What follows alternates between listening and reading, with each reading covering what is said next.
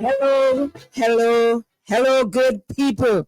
This is Jenny Simon, the voice of the people, coming to you through Simon Says 2.0, the radio version. I am happy to be back on radio. We FM 93.3, 93.9, and WeFMGrenada.com. Also live on Facebook. Been here, done that. I hosted the NDC Heartbeat program for 5 full years. Yeah, 5 full years after the 2013 general elections when all Zandoli took hold. Y'all know what I mean? We got 15-0, and men take bed, who take bed, take bed, who take hold, take hold. And yours truly was there to pick up the pieces. Know nothing about radio. I got the call and I accepted. So I started doing the program, and Sunday after Sunday after Sunday, birthday, Easter Sunday, you name it. The only day I probably didn't come here if it fell on a Sunday would have been Christmas Day. Yeah, that's how loyal I was. I was a card-bearing member of the NDC. I resigned in March of 2018. I think that's when, right after the 2018 elections. And if I still was a member of the NDC, it would have been 30 years. Yes, 30 years as a member today. A loyal, hardworking, card-bearing member of the NDC. Much more than I can say for the bullies that are on Facebook, and even some of the ones who anytime NDC wins an election, they crawl up from the shelf, dust off the cobweb, and show up with their shirt and tie, and show up for the big jobs. Not registered as an NDC member, not even wearing a t-shirt, a yellow t-shirt, lest somebody say, that's an NDC supporter right there. But that's how it goes. That's how it goes. Now, I want to take a step back because I want you guys, this is first night, and I want you to know who Jenny Simon is. And then we'll move on from there. Now, at age 13, as a student of the St. Joseph's Convent, I was also a member of the militia, the NJM militia, Revolutionary Militia. Yeah. And of course, we know the demise of the revolution came in 1983. I was finished secondary and tertiary school and started to work as the only job I held in Grenada, working with someone, 2.5 years with a private company, right? I worked for 2.5 years. And then I realized that really wasn't for me, because I was late for work every morning. One bus down from where I live, but I was late every morning. And it just wasn't me sitting behind the desk and I learned quite a bit there. I did some shipping. I worked in accounts. I was secretarial. I did quite a bit and I quite enjoyed it, but it wasn't for me. So I went to Barbados to study cosmetology. I was valedictorian of my class in 1988, valedictorian with an A+. So when I see on Facebook that I was the worst hairdresser in Grenada and how I mash up their ladies' hair with cheap relaxer, I smiled. And you know what? Under the comments, there were those who know that I am damn near the best hairdresser in this country. They're grinning and sharing and having a good time. And I just thought, look at that. Just look at that. beating up on the messenger and ignoring the messages, because that's what it's all about. I am bringing the facts to you. And we all know by now, Simon says, where facts come first, right? Yeah, man. So anyways, valedictorian, there were students from across the Caribbean in my class. There was one other Grenadian in there with me, and the rest are Dominica, St. Vincent, St. Lucia, and of course the bulk of the students was from Barbados. Valedictorian with an A+. It's hanging on my wall still in my salon. It is there. All my certificates are there to show.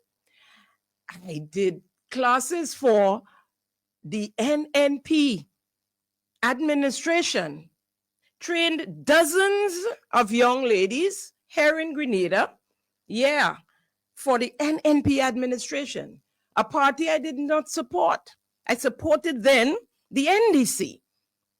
As I said, I was on radio for the NDC, right? And when NDC came into office in between 2008 and 2013, you would think I'd be flooded with young ladies and men to train, right? No, not one. But I'll tell you all more about their cannibalistic behavior. And that's why I'm independent out here. Cannibals. And they still have that behavior. You know, I was speaking to someone the other day in DC who's disgruntled like hell and said to me, you know, it had to be a curse. No matter who is leading NDC, no matter who is in the executive, the same results. And the same results going to end up this time again. You know what that is, right? One term. So after my studies in Barbados, I came back to Grenada for a very little bit. I actually worked for 1 month, collected my salary because they took me back because I was a very good worker. I do well at anything I try. And so they took me back. I worked for 1 month to raise money to buy my ticket. And I migrated to the US where I got experience, monies to open my salon, and I came back home. I say this to say that I was away for a while, and when I got back, I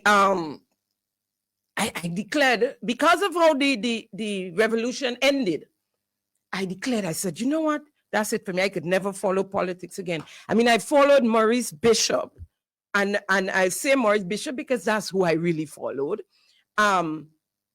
Throughout, wherever the rally was, I was in the bomb blast in the stadium. From after school, we went to the stadium. I was in every rally that Maurice Bishop held, and I stood there in awe as he addressed the crowd, you know, all the time. So I came after how he died. I mean, I had ague for days. It was traumatic for me. It was, and for a long time, I believed it was a dream. That night when I lay on the floor in my parents' bedroom, me and my siblings, the ones that was in Grenada here at the time, and trembling. And as the names were calling out as the people who got shot, as they said, in crossfire, I couldn't believe it. So for a while, I thought it was a dream.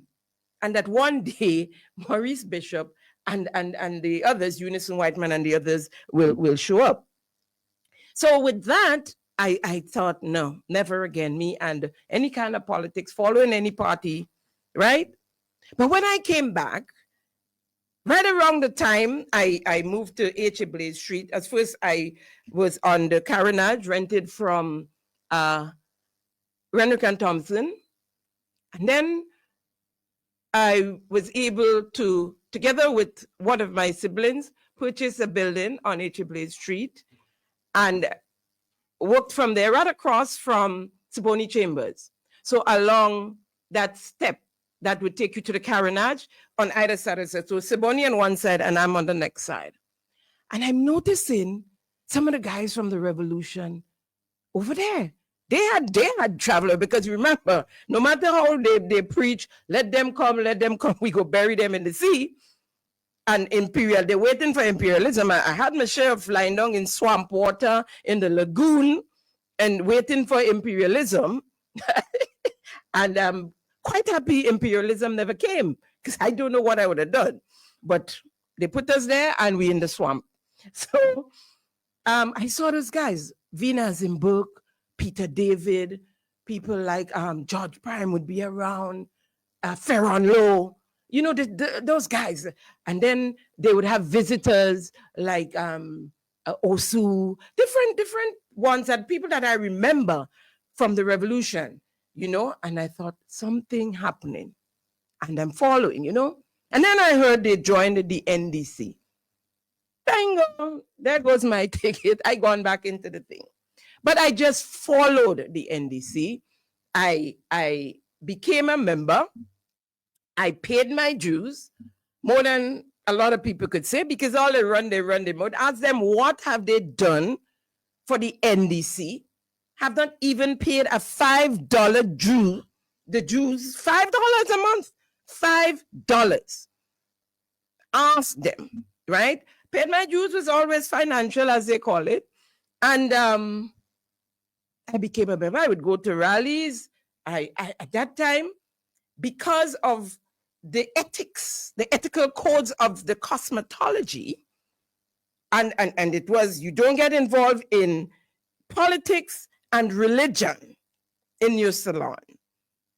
Of course, because of course you have customers on both sides, on all sides, whoever. So I didn't even wear the color. If I go to a rally, I would just wear regular clothes. And so I followed 2003 election. NDC lost that election by 6 votes. 6 votes. So NMP won. And then in the 2008 elections, of course, NDC won 11-4. Good win, 11-4. And things going nice. We have a good team. We have a squad of lawyers on the team. I'm a lawyer, you know.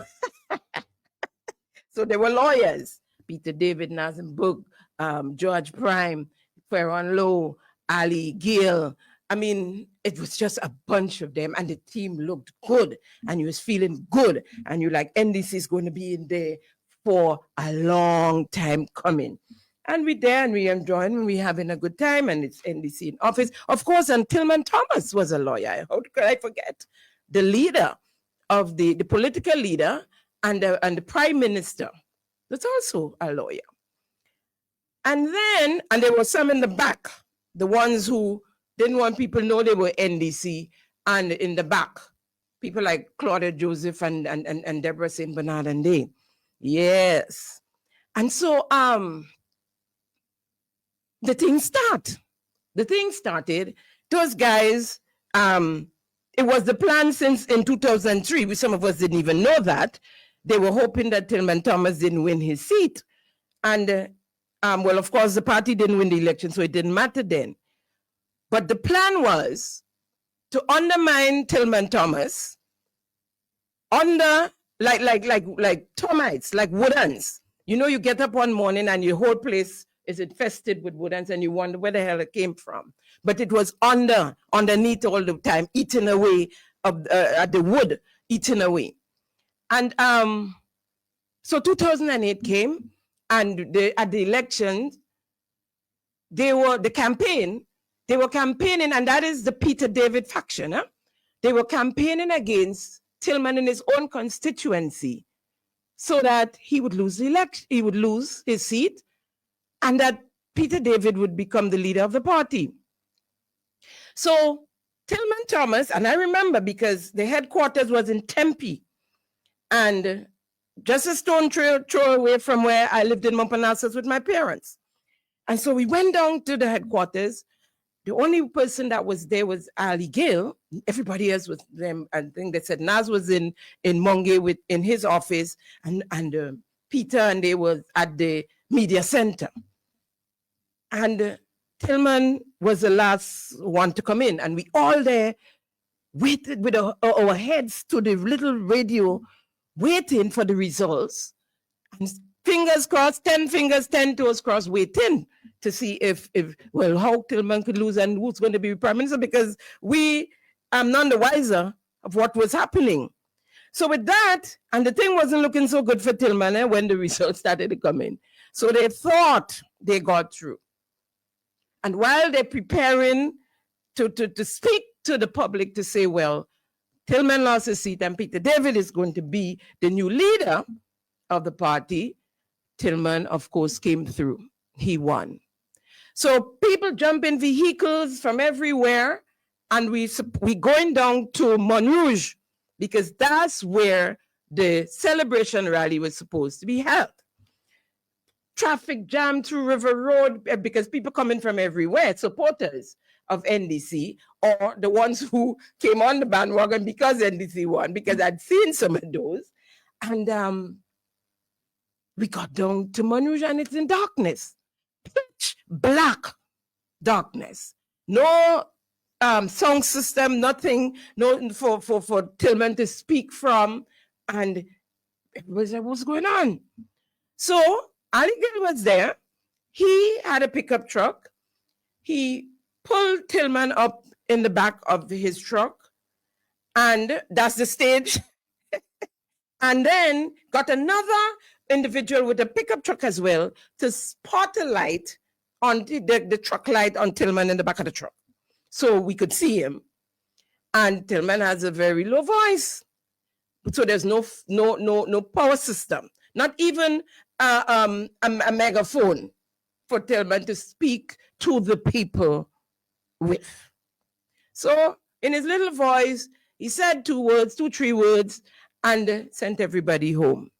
All this time, those fellas in the media center cussing a string of bad words because they didn't get through.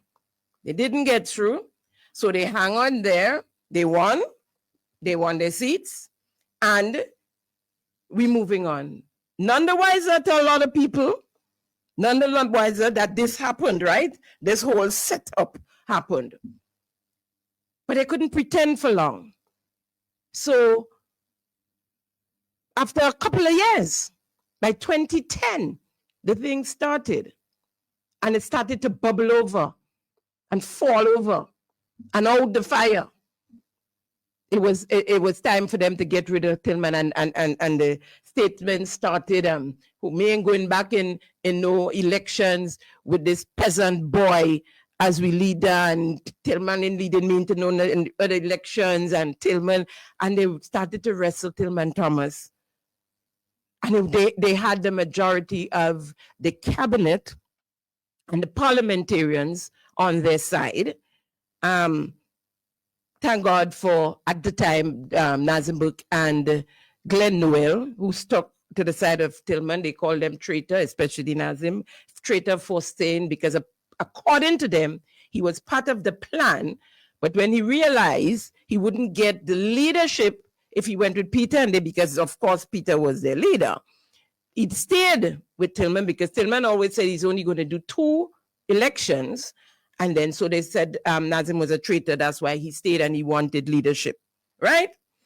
Anyway, yours truly was asked to head the women's arm and accepted. And it was the women's arm who stood up against Peter David and his faction and saved the NDC brand, the same one they're jumping up with right now and saying the worst things about yours truly.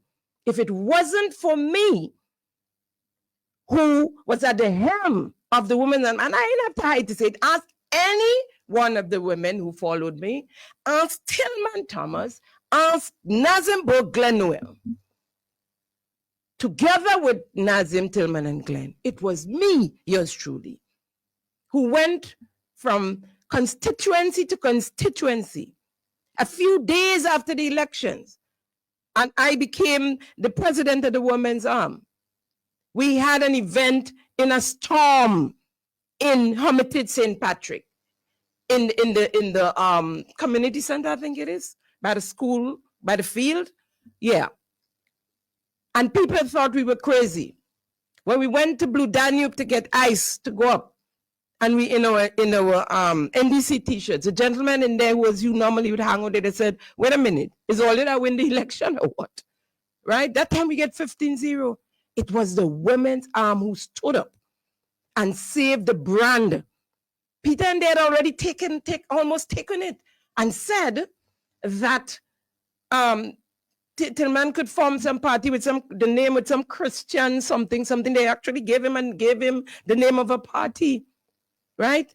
But the women, when they said we couldn't have elections because they didn't want me to become the president, so they tried to stop it. But the constitution of the NDC then allowed the women to have an election without the Gen Sec, who was Peter David, okaying it. Because by then he stopped elections in all the constituencies. He had the caretakers, most of them, I think with the exception of one, under his wings.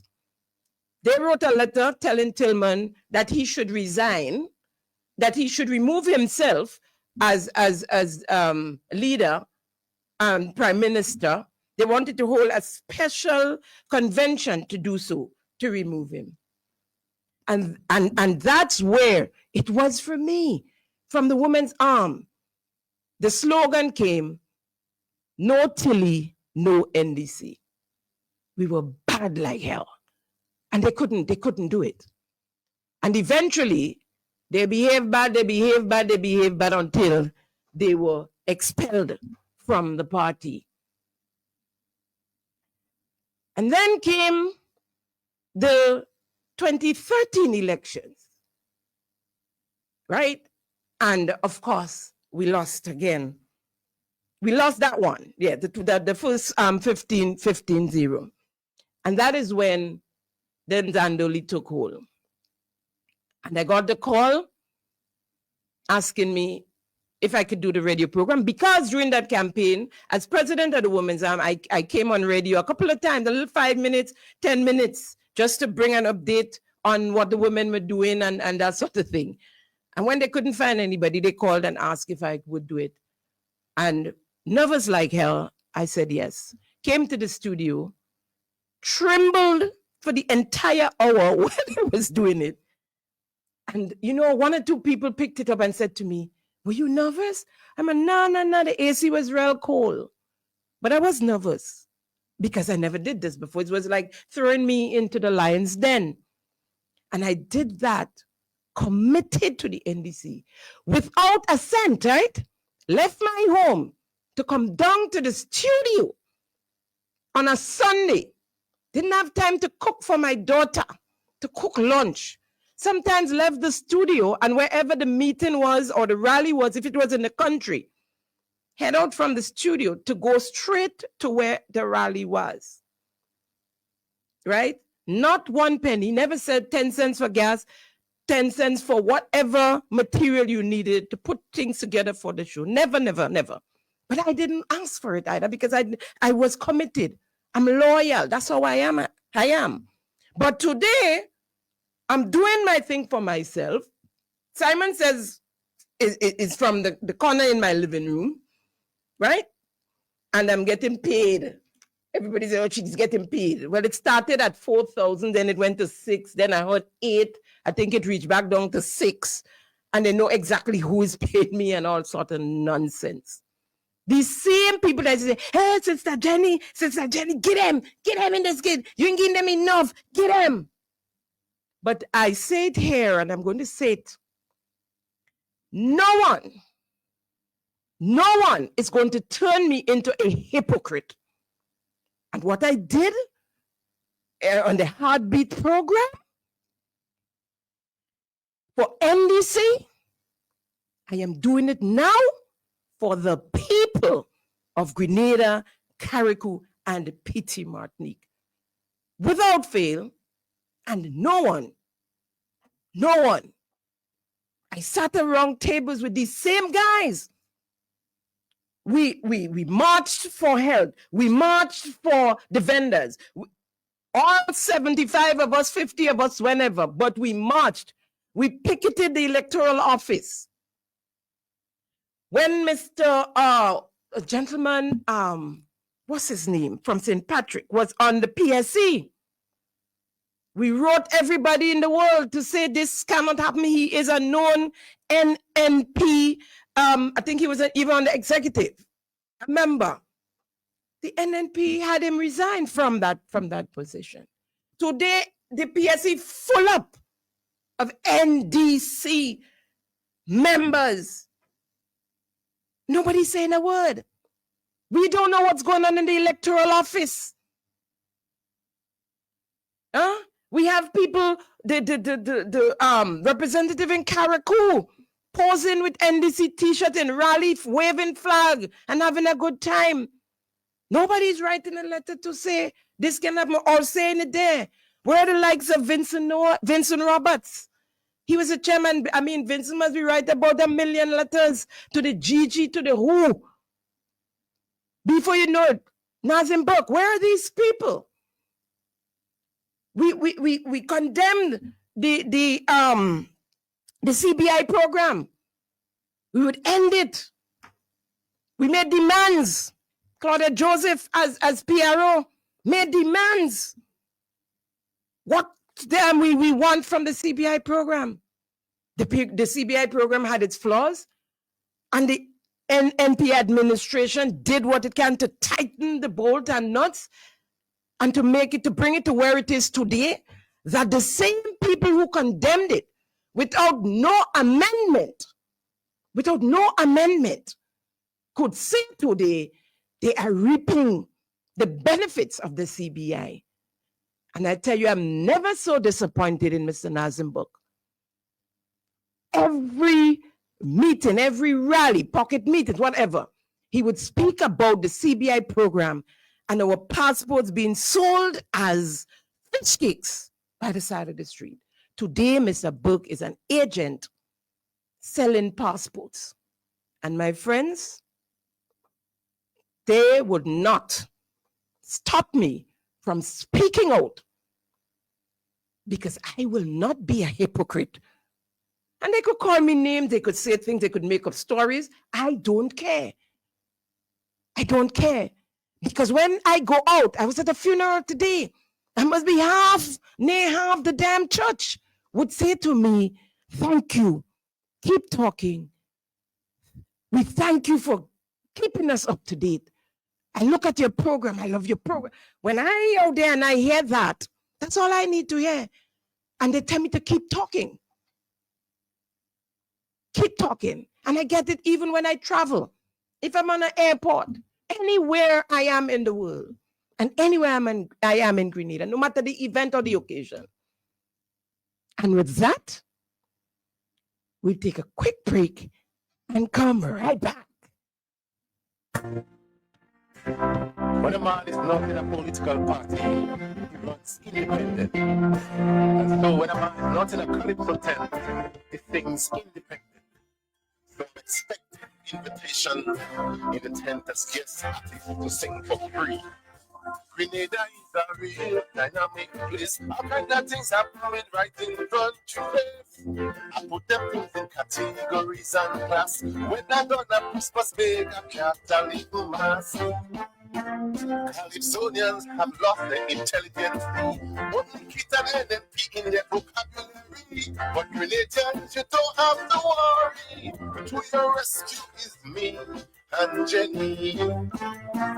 Allegations of corruption so frequently. You have one in every constituency. Was going to jail and waited patiently to see they made us feeling it was Kit and played or Gregory. Welcome back. Welcome back. I'll give you a little bit more history next week in the beginning, but we have some business to deal with. And today, to start, I want to do a little comparison, very small one, with NDC and NNP.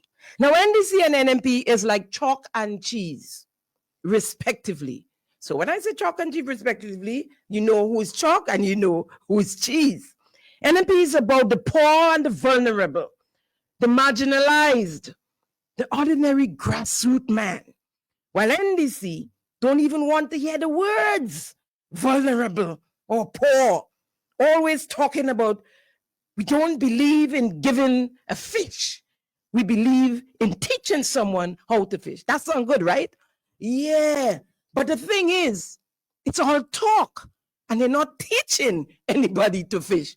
So in the meantime, instead of giving them a fish, they're starving us out. And so we have a lot of hungry people out there because they're waiting on this hand up. Because, oh, we don't believe in handouts. Because, and in the meantime, what happens to the people who needs that handout? The ordinary man continues to suffer. Soon enough, we're going to be like Haiti, literally eating mud cookies.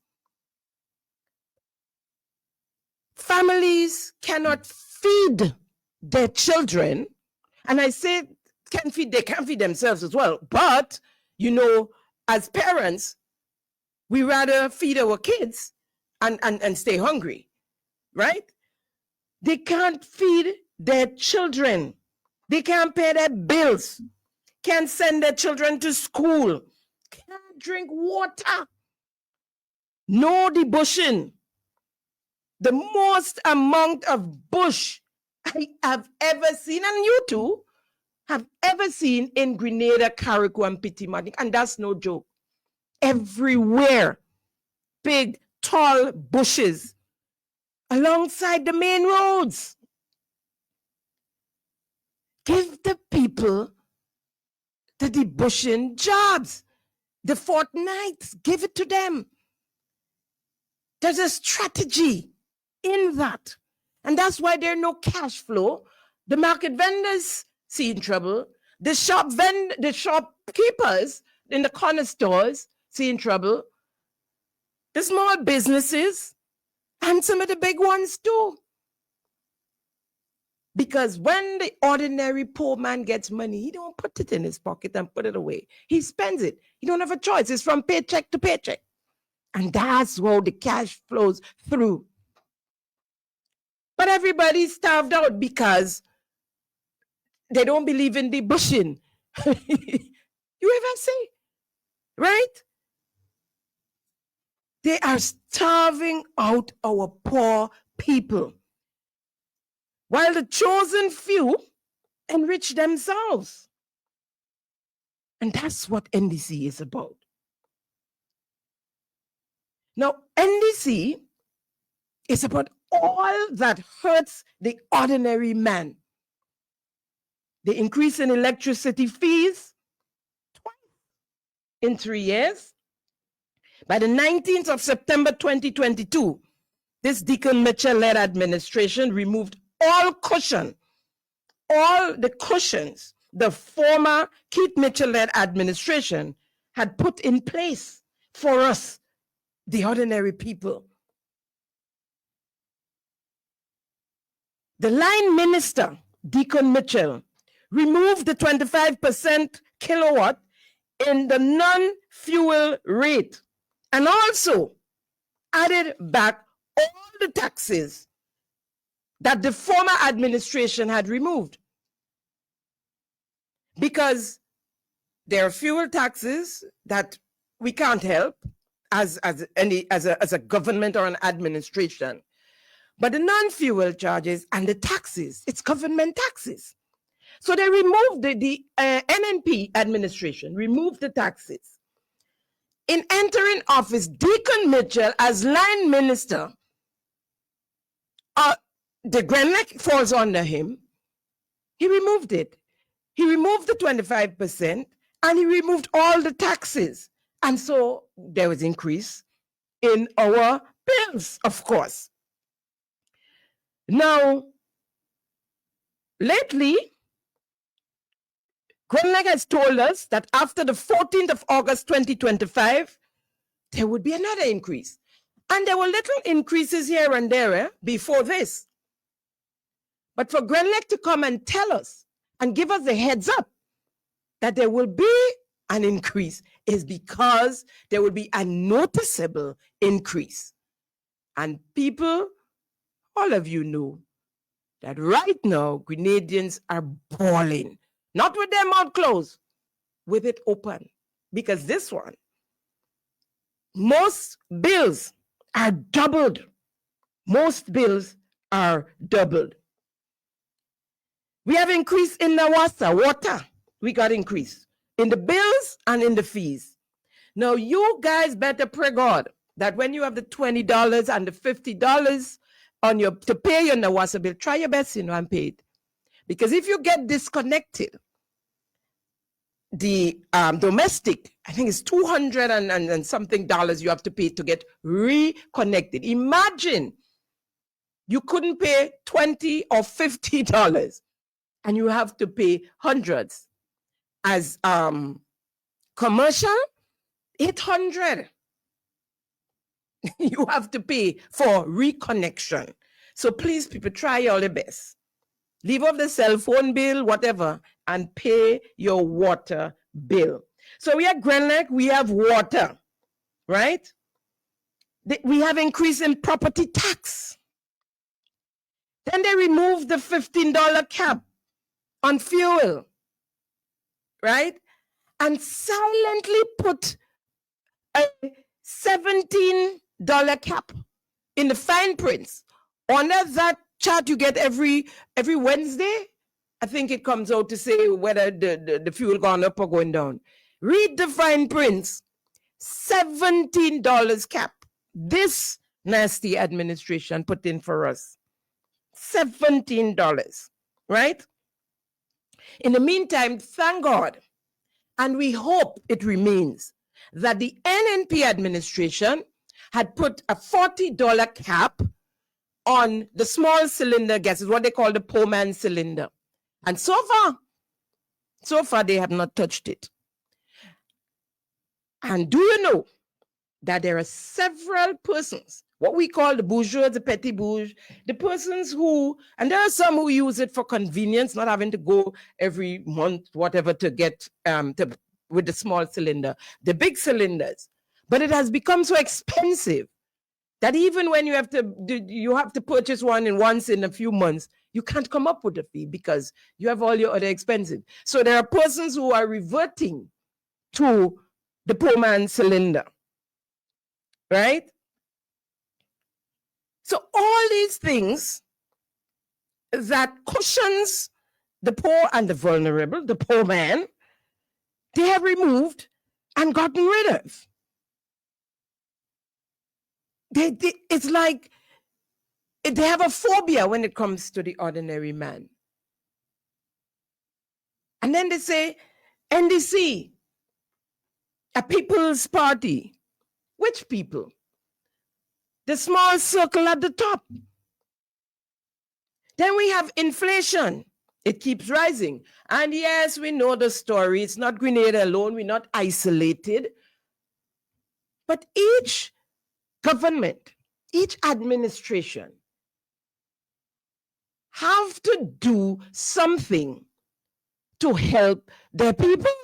You don't just sit down there and say inflation rising is not only in Grenada, it's all over the world, and leave us here suffering. And that's what the former administration did. So why you can't do it? Why can't you do it? There is nothing like the poor man food basket anymore. And if you don't have at least $200 in your pocket, in your wallet, stay away from the supermarket. Make an arrangement with the corner store, credit and pay when you get your salary, because there is nothing that you need for just the bare necessities for you and your family that would fall under $200. I remember going to the supermarket one time, and when the young lady cashed me out and she saw what came up on the screen, she looked down at the grocery and she looked at me and she looked at the screen, and because she herself was in awe. She couldn't believe that what she saw on her screen was correct in comparison with what I was getting to leave the supermarket with, right? I know that most of you listening on tonight know about going to bed as a parent and wondering, and I'm talking about this particular period in time, and wondering what it is you're going to give your kids to go to before they go to school in the morning, the next morning. And when they had an ease up, when you had an ease up with the school feeding program, you give them $1 and they go home. They get vegetables, they get fruits, they get in soup. You understand. Now, first of all, for the last year, school year, the program failed. I mean, it failed. And so principals were sending out notices and telling people, parents, send your kids to school with food and so. And this, for the new year, the Minister of Education, Mr. David Andrew, and his permanent secretary, Ms. St. Louis Ned, said to the people in a press conference, they had some challenges. They admit they had some challenges, but it's up and running. The groceries are already in the schools. This is like a week or two before school began. The materials are already in the schools. Chicken and chicken and chicken. In some cases, it looked like some schools got a little white rice and some schools got a little split peas. But daily is rice and stew chicken for the kids. And so parents, soon enough, they're going to have to start to send their children to school. And when you can't afford it, in some instances, they keep the children home. We are at a point now when a parent or two of your kids need a pair of shoes each. You have to sit down and figure out, draw a map to decide which one you should give the pair of shoes first. And they have to just stay at home. You have to stay at home. Hello. We're back to prehistoric times. And y'all could say what y'all want today. All of you are experiencing it. But we know you support your party and the world is over your eyes and you don't care. And so you come out smiling when deep down inside, you are hurting.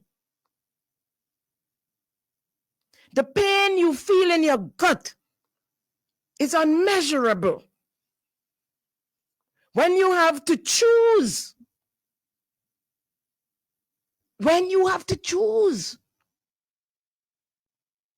which child gets to go to school today,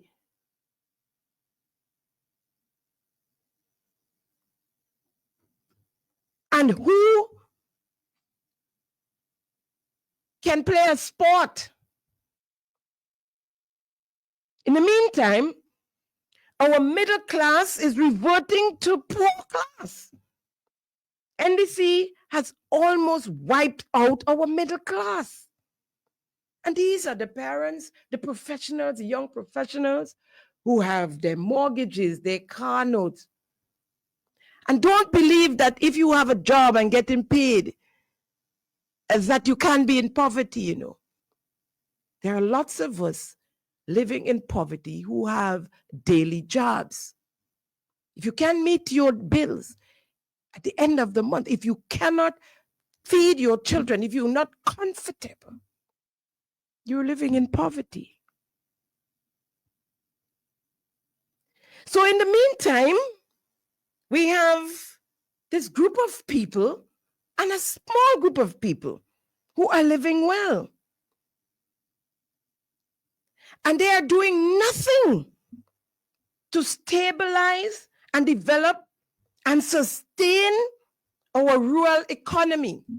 Our prime minister and his cabinet and their friends, all rich right now, Everybody counting zeros, big zeros, 7, 6 zeros, right? Our rural economy, I mean, I think it hit rock bottom now. St. Andrew was once called the food basket. That basket is now empty. The demise of the MNIB didn't help Marketing Board. And the NDC continue to kick the can down the road when it comes to MNIB.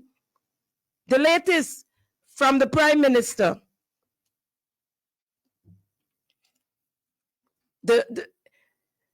The Prime Minister, Deacon Mitchell, decided, well, they told us that by the end of September 2025, they will come with their new marketing board. I think it's called IMEXA, Export Agromart Limited, Import Export Agromart Limited, established to replace MNIB. We still have to address the Marketing and National Importing Board situation. We are working assiduously to get that done. The main challenge we've had is the MNIB was so poorly run that there were no financial statements for many, many years. And as we attempt to get a private partner to partner with us, we have to be able to have those financial statements. So we have given the instructions to try and accelerate this. But when statutory bodies don't do their financials and are not run properly, and the government has to bail it out, that's the kind of challenge we face, where you can't even present an investor with a financial statement to tell it the historical performance of the entity you're asking it to now partner with to create a new one. So once we get over that hurdle, we expect that we will then be in a position to properly approach many of the private investors that we've already approached, but we can't give them the financials to be able to form that joint venture that would allow us to then create, I think the new name is IMEXA, that will allow us to then focus on ensuring that we can help with the logistics that is required to support our farmers in terms of their produce and getting markets for it and having forward-based contracts and so on. Really? Now, if there's one thing they're good at is naming things, IMEXA. You don't even remember very good, right? I didn't tell you that the debushing program is the new name is the best program. That's the name, the best program. No, we have no program, but it's the best program. So we were promised that at the end of September, the new marketing board, IMEXA, will be up and running. When that did not, because you know, they never is able to keep a date, right? And not the beginning, not the ending. Never able to keep the dates. And so, in an effort to save face, when September came and went, there he came with this story about no finances were prepared for years before. But you in there 3 years and you're a lawyer, right? I'm a lawyer. You know, you remember that statement, right? That's a load of BS. You're 3 years in office. Why haven't you organized financial? You come now with a cockamamie story about financials. You're a big boy. You're a lawyer. Always boasting that you're a lawyer. A corporate lawyer at that. Don't you know, or didn't you know, you would need financials to go into any agreement with any private partnership? I have questions for you, sir. In the absence of financials, how did you know that MNIB was making a loss? Because that was your reason for shutting it down, right? How did you know if you have no financials? How were you able to establish that MNIB owed $15 million in debt without financials? Did you have sight of the Integrity Commission report dated December 2021, as published by Now Grenada on September the 12th, 2022, which documented at least 7 years of financials? Do you know anything about that? Is it that your government did not receive reports from the MNIB consistent with Part 12 of the Public Finance Management Act. Are you aware that all statutory bodies, including MNIB, submitted quarterly financials to the policy unit of the Ministry of Finance, as was agreed by the International Monetary Fund, the IMF, and the past administration? Y'all like to talk past. Past only conveniently. The past administration. The past administration. Is it that your 3 years plus the old administration cease or have not followed up on the reporting requirements? Is it because of the lack of continuing and reporting requirements that we are witnessing the massive corruption in our state-owned entities like the NLA, like Gavilan Concrete, like GDB, like MIT, and slowly coming on NTRC? We have ministers entering office and saying, I have $2 in my bank account. And these days can boast and say, I ain't worried all, to his staff, to the public workers in the Ministry of Cargo and Petty Martinique Affairs. I don't worry all, I set for life. Many people come, good morning, how are you? All right. Many people come to us to seek assistance. And in a lot of cases, we dip in our pockets. I know for me in particular, from the moment I get my salary is over. And as I was telling members of my political branch last month, that last month end, I only had $2, two EC dollars and a few cents in my account. Because when people come to you, when constituents come to you and they ask for help, and in many cases, they need genuine assistance, whether Grenlec cut off their light, or they need food, or they need medication, and so on. You, as a leader, and as a human being, you care, and you want to help, and you assist, and that's what we do. So most of us, I know that we use our personal resources to help. And I'm not complaining, because it's something that I used to be doing from since I knew myself, taking my mother. What do you used to do it with when you didn't have a job? You know yourself, since you know, what do you used to do it with?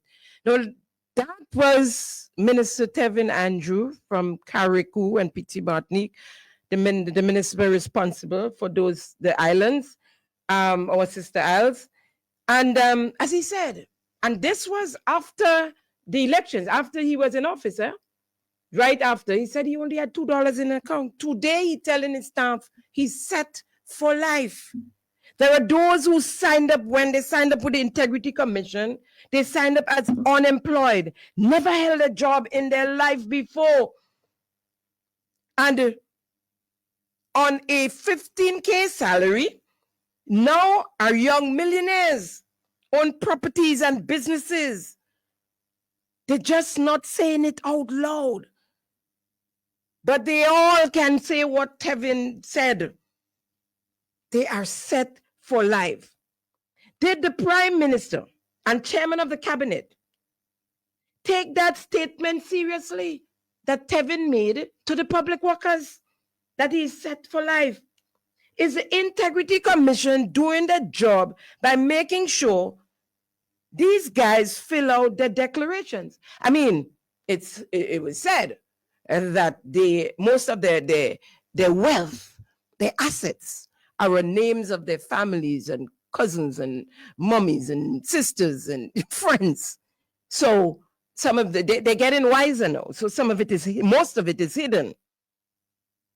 Now, if the lower grades, like Tevin and some of the younger ones, is set for life, can you imagine the hierarchy? People like the Prime Minister, Deacon Mitchell, his Chief of Staff, Telly St. Louis, the special envoys, Andrew St. Bernard and Orlando Ramin, advisors like Richard Duncan and Rodney George, Andy Williams, people like Andy Williams, well, people like Andy, and I could say that 10 times, people like Andy Williams, William Batiste and Cindy Henry, the two in the National Lottery Authority.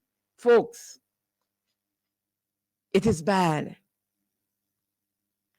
Nation builders, and they are not NDC members and supporters. I don't know when NDC people will get it in their head. They are nation builders inside of the NDC. And as one of them said on entrance, it is all about the money. Folks, that's a wrap on this week's program of Simon Says 2.0, the radio version. See you next week, same time, same place. You have a good one now.